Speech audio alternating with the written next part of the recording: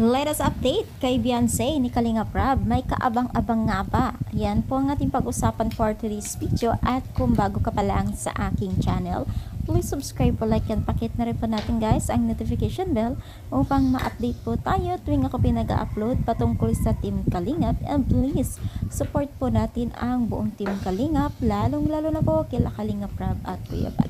Alam niyo ba guys na nag-latest update po itong si Kalinga Prab sa kanyang page na kung saan po ay kasama niya dito itong si Beyonce sa larawan at tila marami pong nag-aabang at nagtatanong kung anong meron at bakit nagbigay po ng latest update si Kalinga Prab at baka daw meron na naman pong bagong episode po ng dalawang mag-love team, si Edo at Beyonce, at sabi nga ay aabangan daw nila kung anong meron sa ganap na itong larawan na ito, no?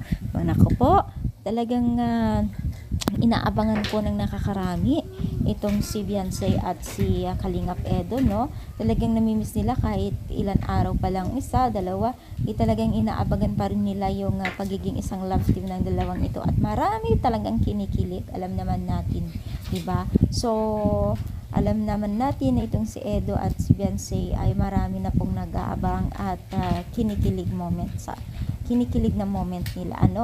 Grabe talaga, hindi na talaga maawat ang pagdami po ng viewers po ng Team Kalingap, lalong-lalo na po dito sa mga love team na nagaganap dito.